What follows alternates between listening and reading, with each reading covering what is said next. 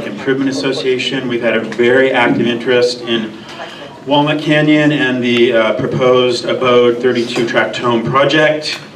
And we're going to go over that all today. I know we got a little bit of a late start, so we're going to move at a brisk clip. And we're going to have a question and answer session at the end.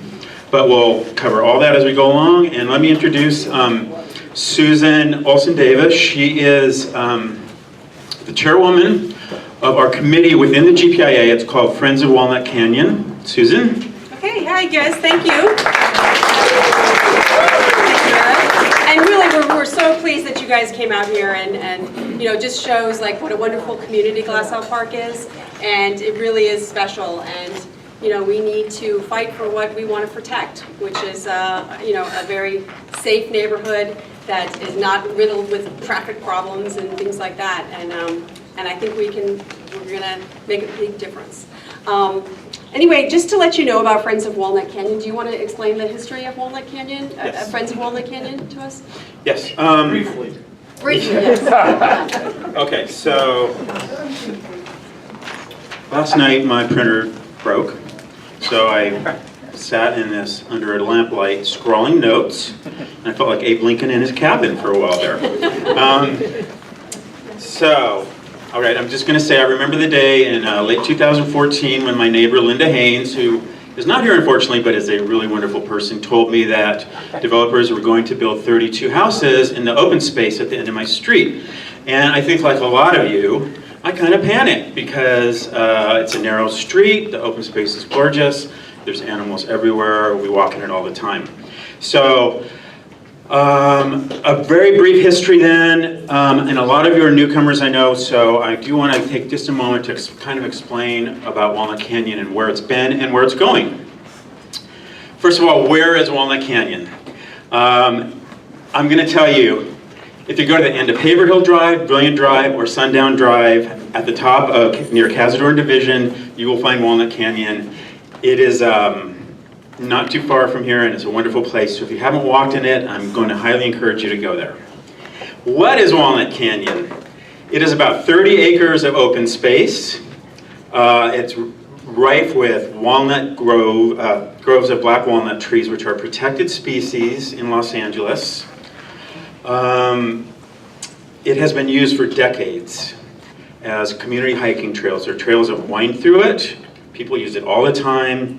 It's hikers, walkers, nature studies, kids, and adults. So it's been a really popular destination for a long time, and we've kind of come to accept it as our very large and beautiful and cherished open space. Okay, so now I'm going to take another brief moment and show you this map that one of our people made so nicely. Here's what Walnut Canyon is. It's composed of multiple parcels. The parcels that are the most threatened are these 32 lots that have been zoned. This is the Abode at Glassell Park project. They want to build these 32 houses here. It's at the entrance to the canyon. This is the only ingress and egress via these streets. There's no other way to get in, except there is a road here for these houses that exist right here. Once this becomes developed, it's very possible that all these large open lots could also become developed. So we are incredibly focused on trying to fund, purchase, and turn this into public parkland. This first 32 lot, it's about 4.5 acres. It's called Abode at Glassell Park. And I wanted to say, we're going to have a question and answer period at the end of this. So I know there's going to be questions, but I encourage you to please wait. We're going to have some experts up here, and everybody will get a chance to talk. We have a large chunk of time set aside for that. And also, if you guys look at your agenda, it was for number 6, that shows the experts that we will be having as part of our Q&A. So you will all have an opportunity to ask questions of them. So if you could just please refrain from asking questions until that time, that would be great. We'd really appreciate it. Okay, and so next, here's the brief history of community involvement with Walnut Canyon. In about 2003, residents formed the Friends to Preserve Walnut Canyon. They were There was attempts at developing it then. One of the main figures in that battle, some of you are going to know, was Joan Lundy. Another was Linda Haynes, my neighbor. In those days, the 32 lots that are parceled up there were owned by different people and different institutions, and it was much harder to develop. Now there is one corporation that owns the entire section, but there were people trying to develop in those days, and there were attempts to stop it. And in fact, those efforts did die back, I think, because of the recession that hit in 2008. And then, moving along in our history, in late 2014, which is Linda Haynes, when Linda Haynes stopped me in the street and told me about this proposed development, Nela Green Space became a key player, and I'm sure a lot of you heard about them and have been involved in resisting the proposed Abode project. So in late 2014, Nela Green Space got underway and became very active. Nela was trying to protect 4 canyons in northeast LA, but they definitely focused on Walnut Canyon. And so they activated the community in a big way and made efforts to find funding from public officials, got lawyers to fight the various environmental steps, and were very active. We're somewhere around 2016 or late 2016 that started changing, and let's see, Nela Green Space started to become less active in this involvement. There were shifts in the group, and I was an active member of Nela Green Space, so I kind of got a view of this from the inside. And so was I. Many of us were. Yeah, so and I'm sure we basically have been building off of their foundation, and we really appreciate all that they have done.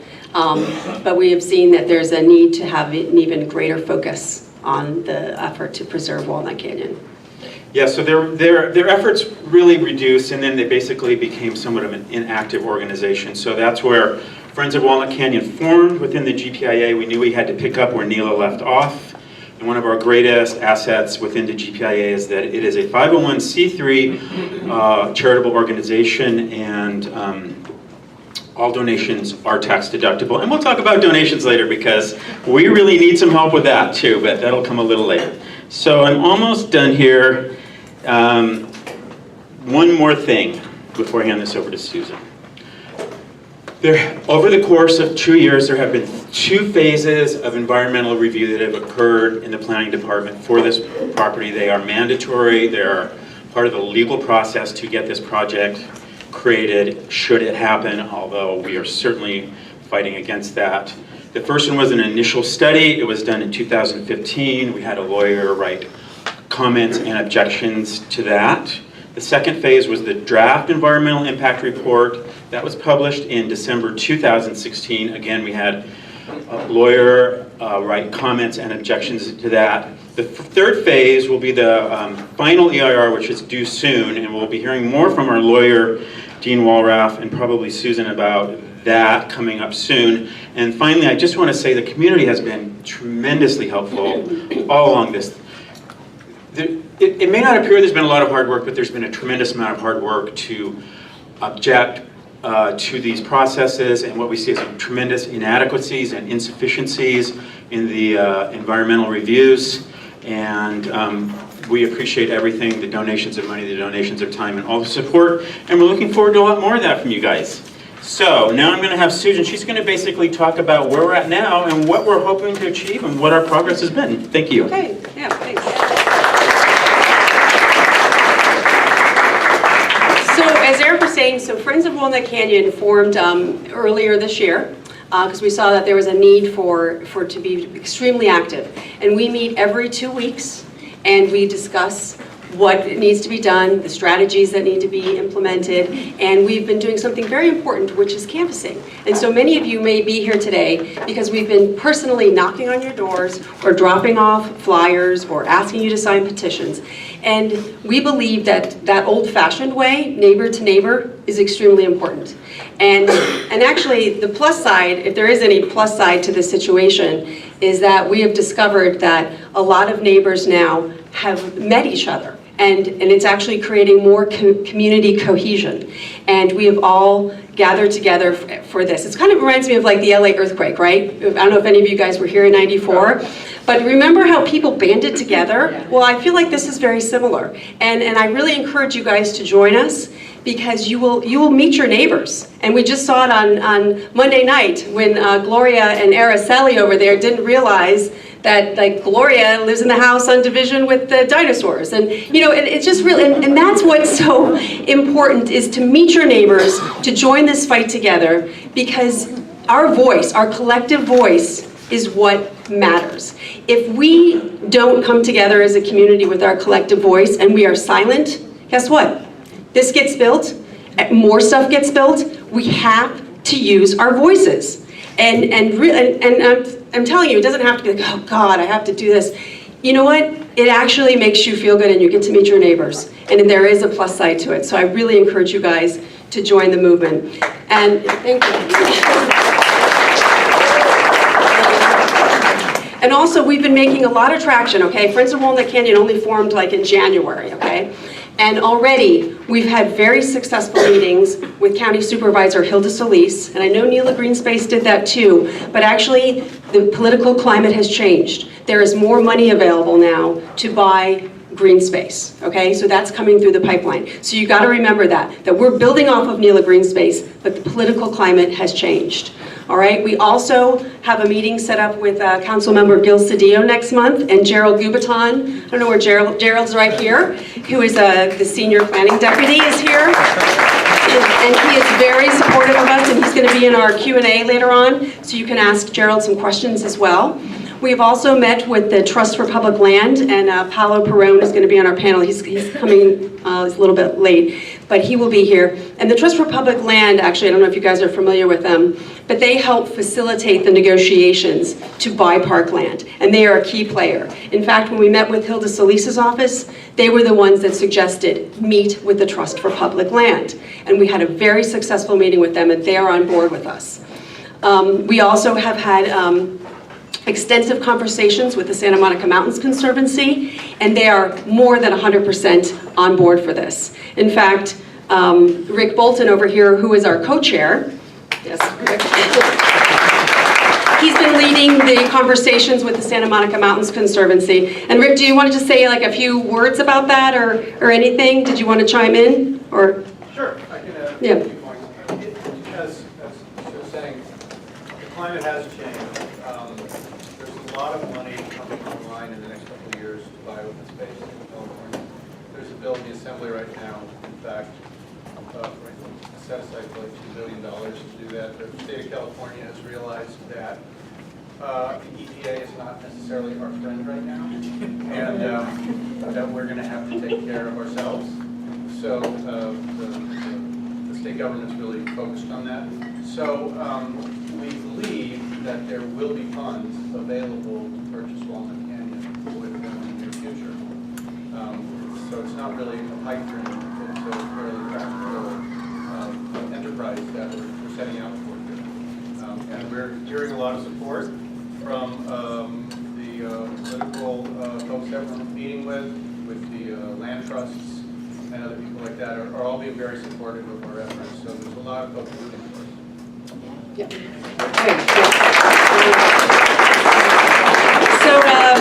Yeah. So we've also been canvassing, like I said, as well, and then meeting on a consistent basis. And so we encourage you all to please join our email list, and then to email us directly if you'd like to come to our bi-monthly meetings as well.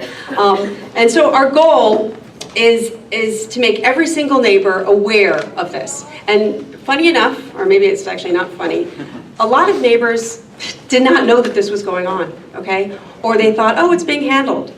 But it wasn't, okay? It was not, and so awareness is key, because I haven't met anybody who wants this to happen. I mean, even if you're not an environmentalist, or you don't hike, or you don't have a dog, or you don't have kids that walk in the canyon, you are going to be concerned about traffic nightmares, construction problems going on for over a year and a half. And I don't know if you've seen our flyers or whatever, but they're going to be excavating over 13,000 tons of soil.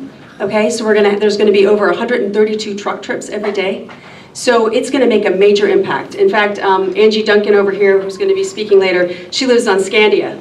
And Scandia, if any of you live there, and I know you all probably go on Scandia through your commute to work or whatever every day, it already has traffic problems, major traffic problems. And then you know that hairpin turn, that's over, okay, everyone knows that. Well, can you imagine like 132 dump trucks or construction, huge trucks going up there every day? It's gonna mess with your commute. So even if you're not an environmentalist, you want to get on board.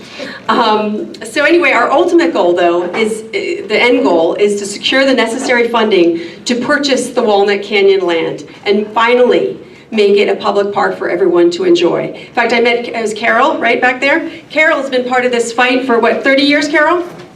More than 30 years.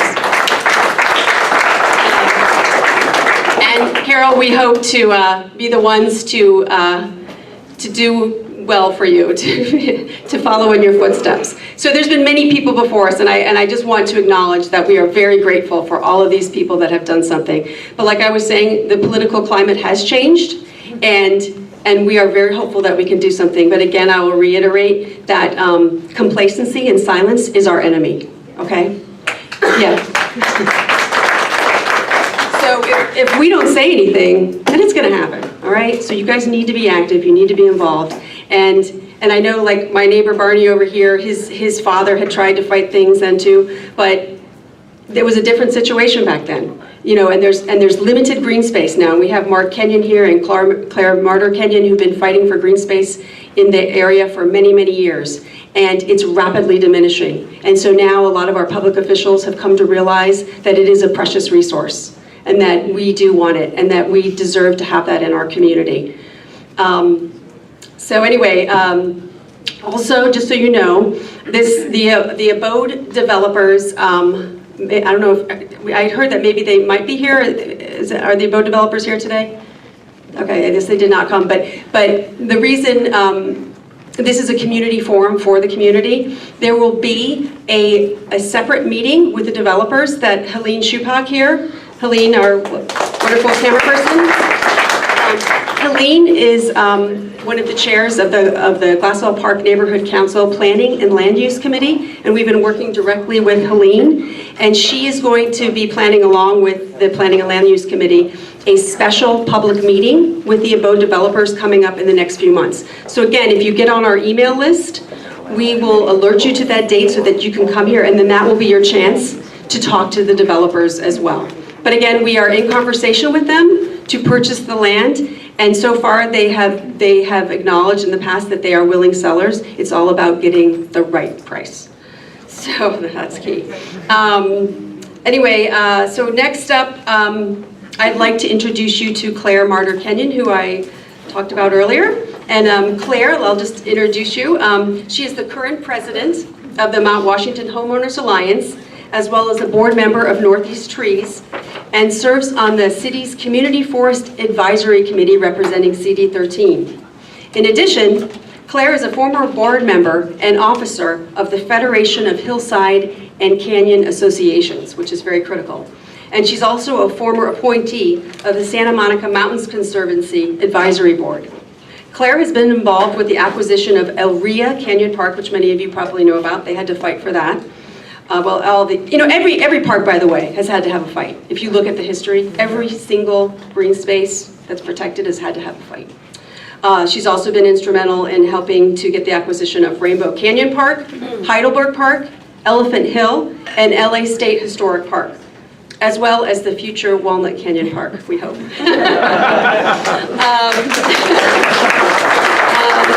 Claire, we welcome you, and we hope to learn from your experiences. So thank you. Thank you. Yeah. Bring this over here. Thank you. I always admire people who can do extemporaneous speaking. I cannot. I fluster myself, and I forget where I was when I was talking. I think about something else. So I've written down what I want to say, because then I know that it will come out right. So good morning, and thank you for coming here, for showing your support and appreciation for Walnut Canyon.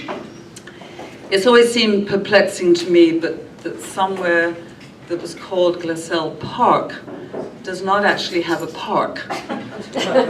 I think we need to change that. In my capacity of board member of Northeast Trees and of the president of the Mount Washington Homeowners Alliance, I just want to say that we are totally in support of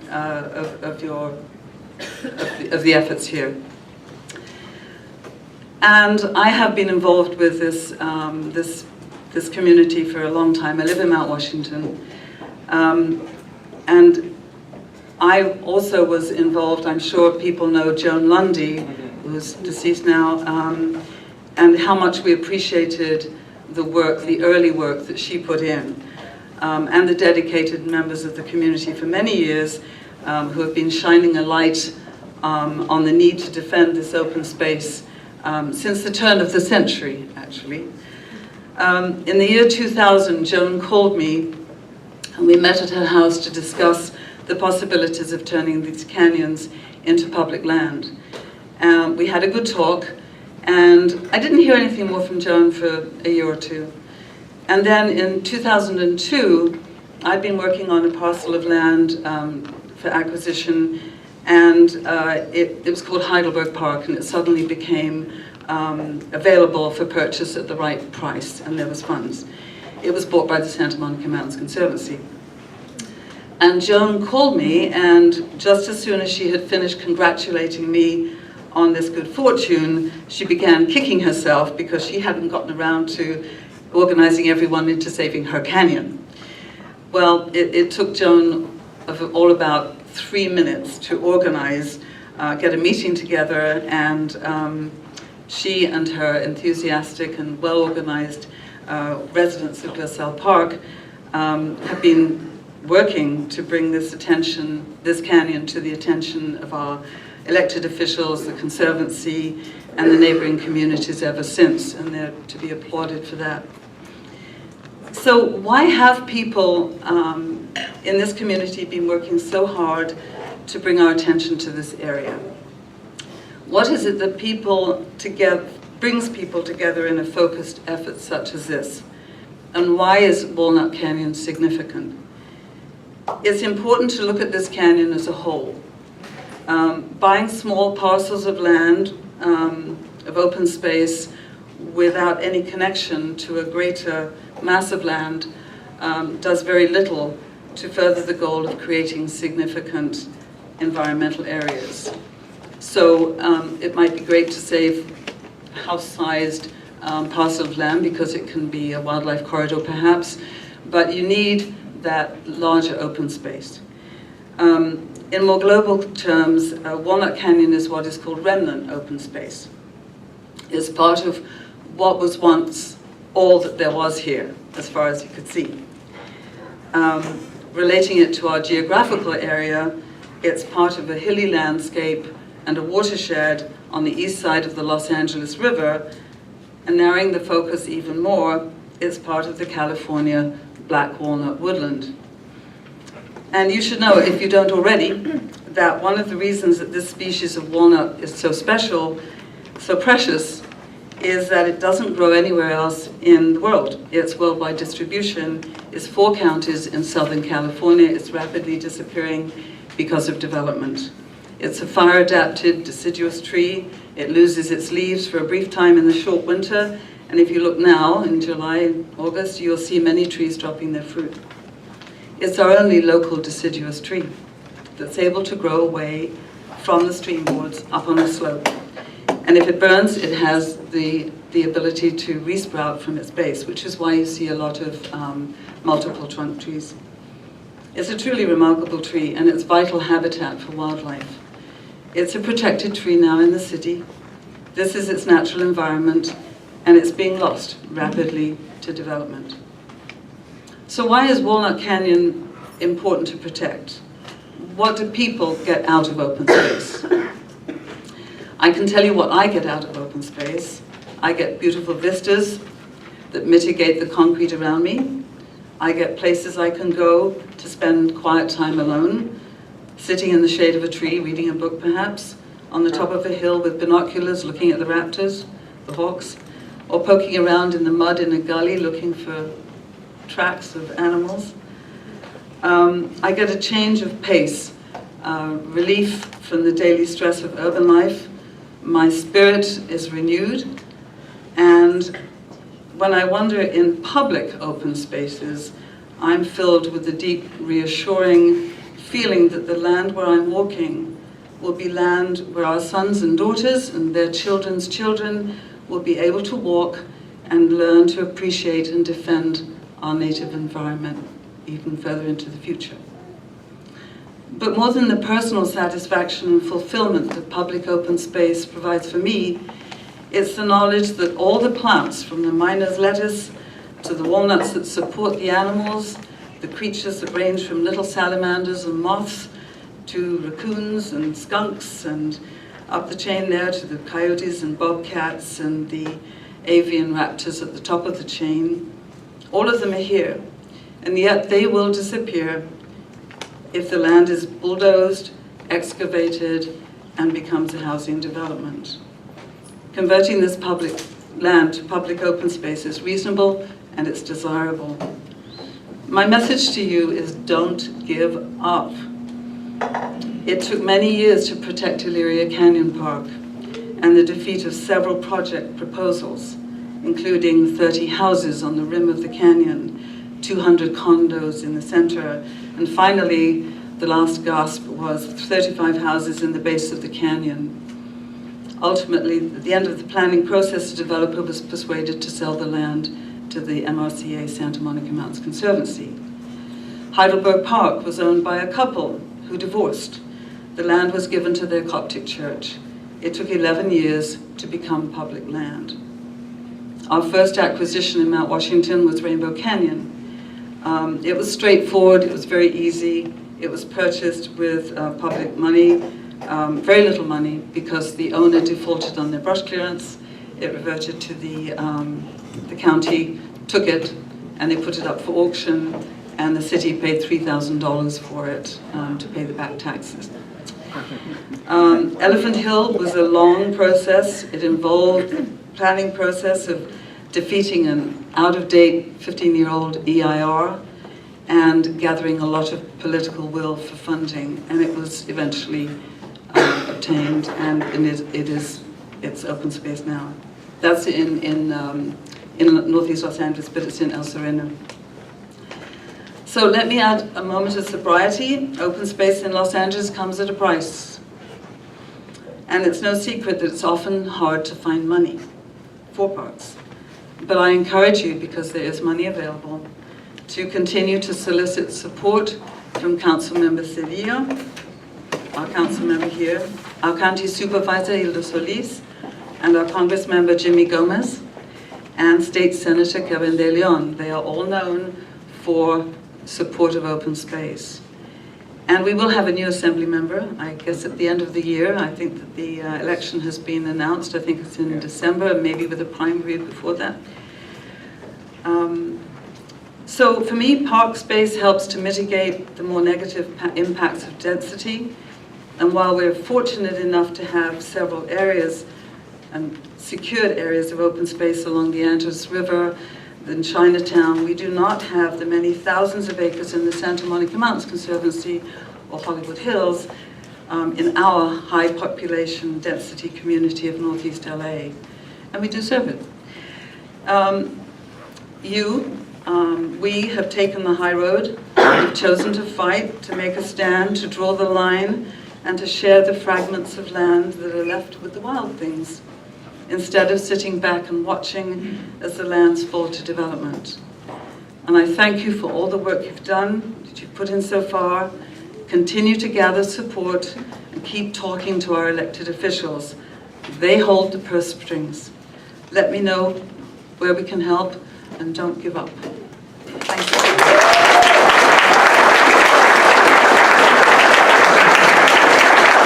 Thank you, Claire. Next, Eric Tallman, our GPIA president, will be discussing the Abode Hall route, which many of you are very concerned about. And he's going to go outline that, and then, yeah, but we can save our questions until later. But here's Eric. Thank you.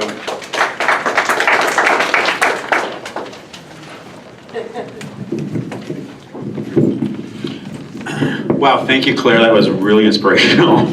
I appreciate that. After 3 years in this ongoing battle, I sometimes do lose a little faith, but it's always great to hear that it is a very long-term process, but they can have very successful outcomes. So I just want to say, I know that we're all familiar with horror films where someone is lurking in a shadowy hallway. And something is coming closer and closer, and the innocent victim is frozen in fear because he can't quite see what approaching, but he knows it's coming. That's how I feel about the haul route. I feel that for those of us that live on it, and I do, it's going to be brutal.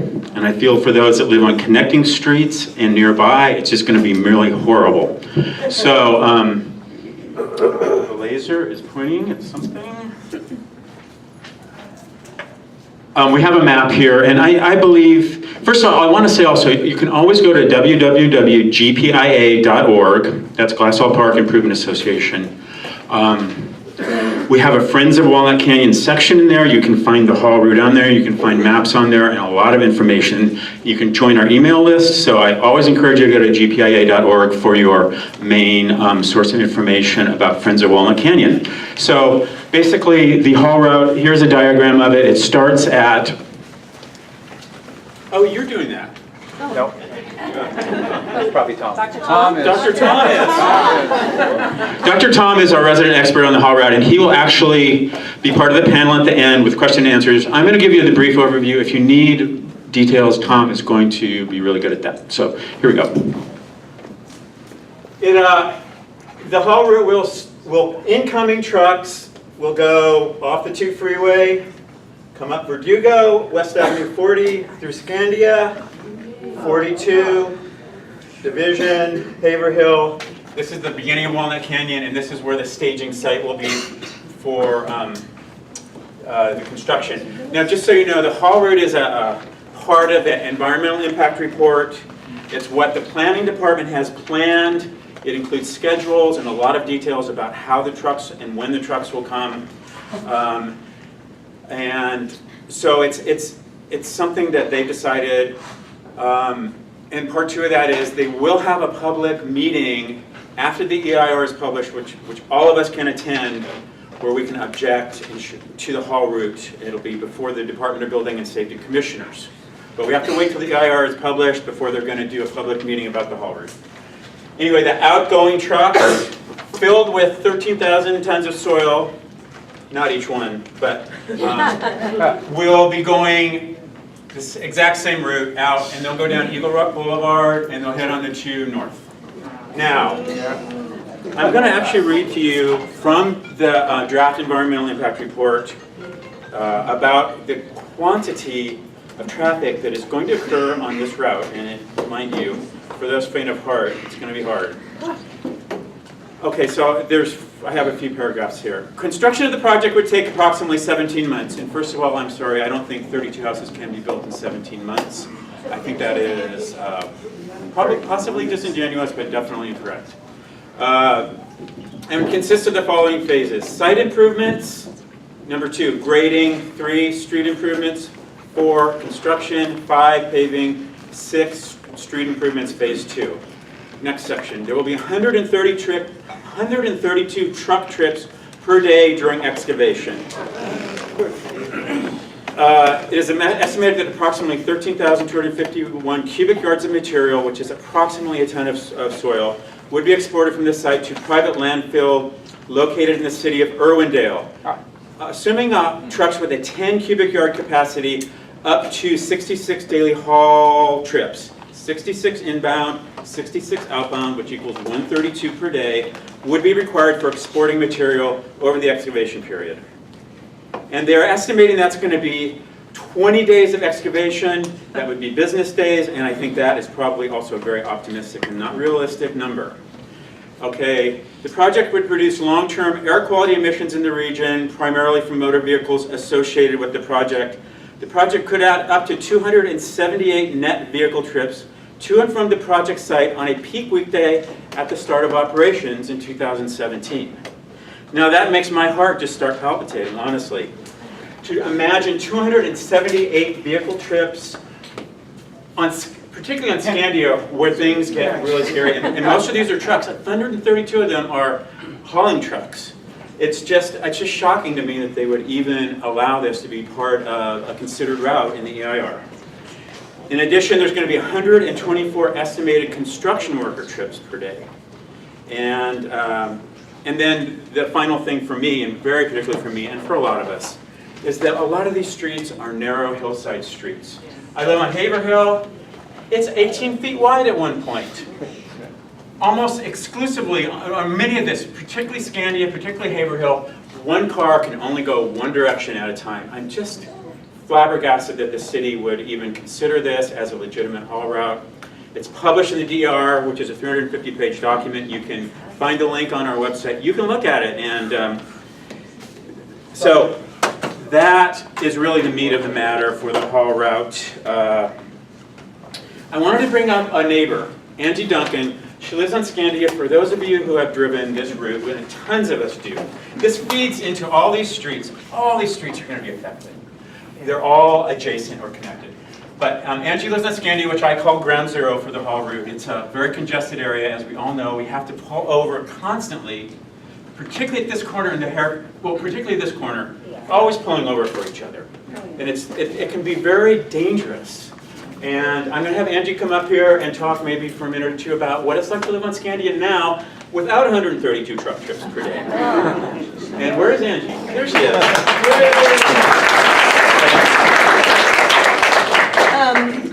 Hi all of you. I want to thank all of you who take Scandia as a route every day, who drive nice and slow, and don't try to run me over when I'm walking the dogs. And there's a little crest as you're coming down Scandia from Avenue 42 that you can't quite see what's on the other side, and thank you for those who take it slowly. There are others who come down and come to a screeching halt when they realize there is traffic coming the other way. But there's already construction in our area that's impacting Scandia Way. Some of you, I don't know if any of you live around Kinney, but I'm hearing all the time that trucks have blocked Kinney, go another way. But this is what I wake up to when there is active construction in the neighborhood just now. 6:50 in the morning, because they haven't been able to make this turn here because there's traffic, there's cars parked on both sides. So we have all those trucks coming. We're going to be hearing all day long, not to mention the congestion. And it's like a game of chicken right there at Scandia Way. Who's going to give first? Am I going to allow them to go, or, you know? And Eric and Susan happened to be there the other night, and they were amazed at the amount of people who just run the stop sign in both directions. I thought we were going to get hit. I swear to God. And I'm at the point now, go ahead and hit me. Go ahead and hit me and hope you have really good insurance, because I'm not getting out of the way. So, where the stop sign is and the stairs that go up? yes, Okay. that's where the easement is. Yeah. And there's no sidewalks. There's no sidewalk. I have to walk the dog. People have Anywhere brushed Glassell me. Park. Anywhere Well, most of Glassell Park. Yeah. People have brushed me with their side view mirrors as they're driving by, because they, you know, and so it's really scary. And I thank all of you for driving safely, and we need to stop this, because I have two neighbors I see who are on Scandia with me, and Ruben, oh, hi. And none of us want it. All of you guys want to raise your hands? Yeah, like all the Scandia. Anyway, thank you. Thank you, Angie, very much. Oh, so we're going to have a question and answer period at the end of the, okay, and we're going to have a haul route expert along with some other people. But I'm going to move along. We're going to have our attorney speak in just a minute. I just want to say two things. First, I wanted to thank Jose Rodriguez. He's from the office of Gil Cedillo. He just showed up. He's in the back. Thank you, Jose. And we do have a meeting with Councilmember Cedillo on the 24th, I believe, so we're very excited to talk to him about our concerns. And also, I know the haul route, it's frightening, but again, I'm going to reflect what all of us had said with about remaining strong and committed in this. This is a long process. We are building support all the time from politicians and state agencies that have the capacity to fund this. They understand the community is deeply concerned, and our goal in Friends of Walnut Canyon is to continue this momentum towards finding the funding to purchase and create Walnut Canyon Park. And with that note, I want to introduce Dean Walraff. We have retained him to guide us going forward with any processes we may need to take regarding legal steps, because we are certainly not ruling them out. And Dean can run us through the options for the opportunity to appeal the EIR, and then, if need be, at some point possibly litigate. We hopefully are not going to get to that point. We'll work with our officials to reach some kind of purchase possibility before then, but it's something that's always out there. And let me just read Dean's bio from my phone really quick here, because my printer broke. Hold on one second. Here. I got it. Dean Walraff is an attorney and executive director of Advocates for the Environment, a public interest law firm and environmental advocacy organization. He represents the Sierra Club, Center for Biological Diversity, and the California Native Plant Society SCOPE, the Wichita Foundation, Friends of the Santa Clara River, and other environmental organizations in environmental, land use, water law, and open government litigation. He currently represents environmental plaintiffs in lawsuits challenging environmental impact reports for the first two phases of the New Hall Ranch developments, and a lawsuit against the Coastal Commission concerning its approval of the Edge development in the Santa Monica Mountains. And that's the one where the guitar player from U2 is trying to build 5 houses in Malibu. That's been ongoing for a long time. Okay, Dean, thank you. Please come up here.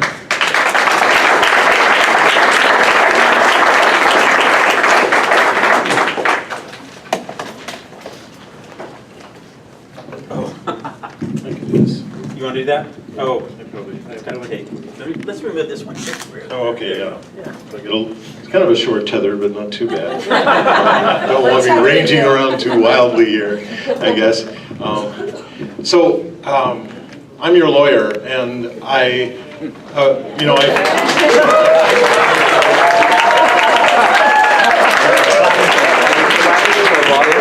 And I greatly appreciate the trust that Eric and Friends of Walnut Canyon and you guys are placing in me to help you through this process. Of course, our goal is to get Walnut Canyon Park in the the area for this project, the Abode, but also all the way through eventually all of the stuff that's green up there we want to make really green. There are essentially there's sort of like 3 paths, the tracks process-wise that go on to do this. The first one is very important, which is the political tack. And the person that can give us what we want in that area is Gil Cedillo. If we can convince, the way it usually works with the LA City Council is that they've got this thing called the Rule of 15, and I think it's probably still essentially in place, which says that the council will generally give deference to the council member in whose district the project is. So if the approval of this is discretionary for the city, they could decide not to approve it. And the key decision maker is council member Cedillo on that. So there's that political path. If that can be done, if he can be convinced to oppose the project, then it's not going to happen. And the point of the project not happening, of course, is not so much that we're fighting them building the houses as that we want the positive result of a park there. That's the real goal. It's not primarily to say no to more development. There's also a track involving how positively we structure the alternative we want, which is the park. So just not building the project is not enough. If the project got denied, the land is still there, it's still private land, and it still could be built on. So maybe this developer would go away, or maybe not if it got denied. Maybe he'd sue the city, probably. But the point is, until it's purchased by the Nature Conservancy or the MRCA or something like that, it's not really safe yet. So that tack is important too, and we need to, and I know Eric and others are working on that. They've sort of told you about that. They're talking to the Conservancy. There needs to be an appraisal. The Conservancy needs to buy it. They need to have money. That all has to get worked out. And then there's the third track, which is my track, which is the legal part. And the reason we do this is, the legal side, is primarily to preserve our leverage and our options in order to get the first two tracks working. So even if the project gets approved by the city, we can still potentially settle with the developer. It's their land. I mean, they have to agree to this. But what we want to do is put pressure on them so that they decide selling the land to the Conservancy is better for them than going forward with the project. So the process here is based, the legal part of this is based on the California Environmental Quality Act, which is frequently called CEQA. And you know, that's most of my practice as a lawyer is doing CEQA litigation, mostly against housing developments. The process for that is, well, the purpose of CEQA is to force the decision makers, in this case the City Council, to look at the environmental effects of a project before they approve it.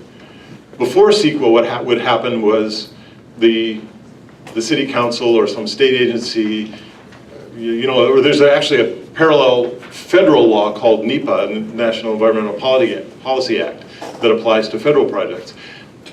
The people who are approving those projects would approve a project, but they wouldn't know, you know, what are the environmental effects of this project. There was no requirement for them to find that out, so they would just kind of approve things willy-nilly, and some of those would have horrendous environmental effects. So the point of CEQA is that before a project is approved by a state or local agency, and a local agency is really a city or a county, before they approve it, they have to look at the environmental effects. It doesn't mean they can't approve the project even if it's, you know, wipes out, you know, 90% of the species on Earth or something like that. They have this thing called a statement of overriding concern that they can make at the end, which overriding considerations, which is, well, we looked at all the environmental effects and we decided to do the project anyway. They can do that. But they have to give it a fair look. They have to document those effects properly in order to not violate CEQA. So the process is, there's, in this case, a draft environmental impact report, which is already out. The community has commented on it, probably. How many of you wrote comments on the EIR? Wow, okay, that's really great. So that's important. And the next step is there's going to be a final EIR. And what a final EIR is really the cities, theoretically the cities, but you know, most of the time it's the developer who actually does the work on these EIRs. So it's the developer blessed by the city's response to your comments. And that may come in the form of some changes to the project or changes to the EIR's analysis of certain things. But it also comes in the form of your comment letters will be in the FEIR, and the city/developer will respond to those. And there's a legal claim against them if they don't adequately respond. If you come up with some really great thing, like an alternative that would be a lot environmentally better, or a mitigation measure that would really help, they have to respond and say, you know, they can adopt those things if they want, or they can say, no, it's no good because blah, blah, blah. They have to explain with facts why they're not adopting those things. So the next stage, which is, you know, they're kind of back there in this closed process chewing on this. They'll eventually spit out a final environmental impact report. Then there will be some hearings, and then there will be some appeals by us. There are these administrative appeals within the city that we have to do in order to be able to file a lawsuit. So we will appeal, and the CEQA part will eventually go to the City Council of Los Angeles. There will be a hearing in the Plum Committee, the Planning and Land Use Management Committee, and then there will be a not hearing, soon after that. these days it just goes on a consent calendar, so the city council thing will just be nothing. It'll be approved by the city council, and then there's 30 days after that to file a sequel lawsuit. And again, the point of keeping this side alive is to keep essentially our leverage alive in dealing with this, because if the project just gets approved and nobody challenges it, then we have a lot less leverage in dealing with the developer. If we challenge it in court, we don't get a stay. We don't get the court. I mean, typically, we could try to get it, but there are problems. So typically, you sue, and the basis of that suit is the environmental impact report is inadequate. And you don't, the developer is not forced to not start construction because of that, but the developer typically doesn't, because there's a reasonable chance that they'll lose the lawsuit and the EIR will have to be redone and the project may need to be changed. And there are cases where the judge has ordered a developer to take down the project because it didn't comply with the EIR at the end of the lawsuit. So developers typically don't go forward with the project while there's a lawsuit pending. So what we get if we win the lawsuit, one unfortunate aspect of environmental law in general is you don't get to sue for the things you really want. What you really want is the court to say, no, this should be open space, this should be a park, not a development, so make it so.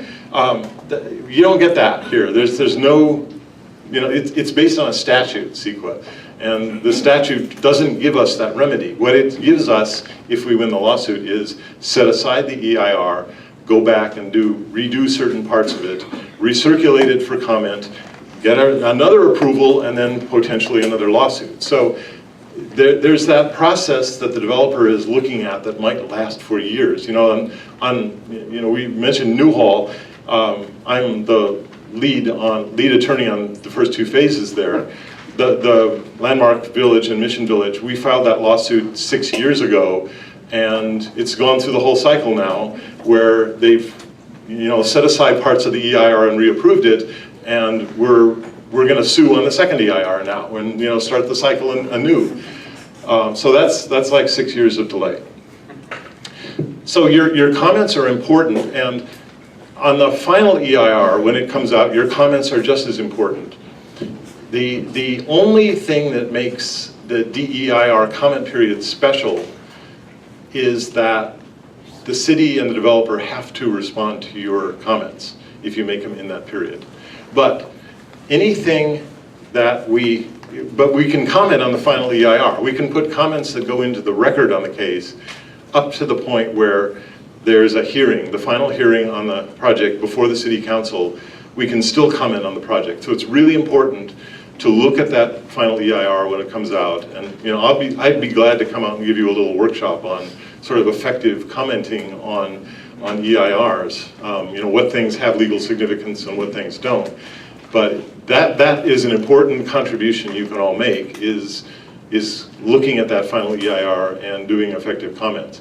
The only thing we can sue on, and I'm going to do it too, but the only thing we can sue on in the end is stuff. There's this doctrine called, it's really hard to figure out why it is this, but it's called exhaustion of administrative remedies. And so it's like exhaustion. That's like how I feel after a week at work, I'm exhausted. But what it really means is that you've done everything you can administratively within the city to tell them what's wrong with the project before you file a lawsuit. So the doctrine means you have to tell them somewhere in the comment record, in the comments you submit, everything that you're going to use as a basis for a lawsuit later. And the kind of obvious problems here environmentally are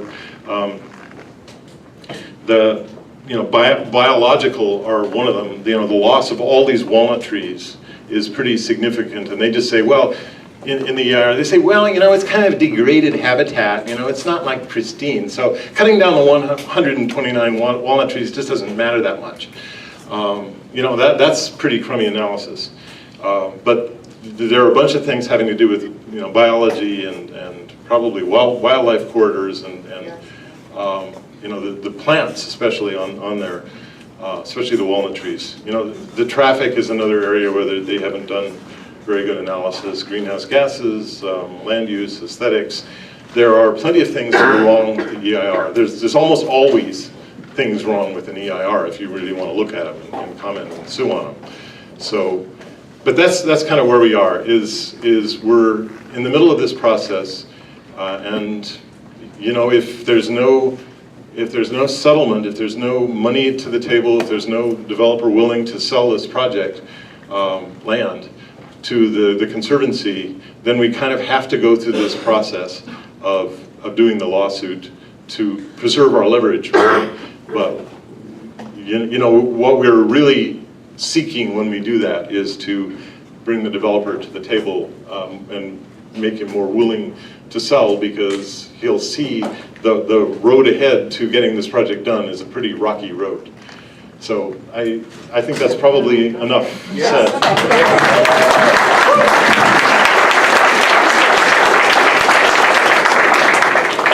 So then that leads me into my next part here, but we're going to start the Q&A in just a few minutes. But yes, that is part of it, is the rocky road for the developers, so that they have noted that they want to come to the table and talk to us about selling. So we will keep you posted on that. So also at the bottom of your agenda is our email address, you guys. So friendsofwalnutcanyon@gmail.com. So please feel free to email us, and I hope you signed the petition that's going to go to Hilda Solis's office and Gil Cedillo's office in support of turning Walnut Canyon into a public park. But I encourage you to email us as well at the address at the bottom of the agenda and let us know your thoughts, and then if you can also become involved, because again, your voice really matters, your collective voice, and it's all of us getting together that will make this possible. Rick Bolton here will just talk for a minute about donations. Did you want to just say something?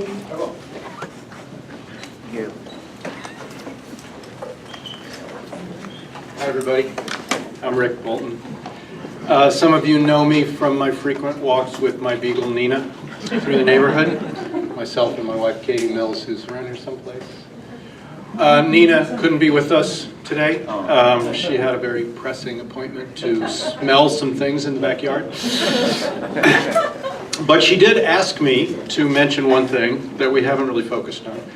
And that is, again, traffic, which we've heard a little bit about. Those of you who are dog walkers know that in our neighborhood, trying to walk a dog through narrow streets with no curbs and no sidewalks is a challenge.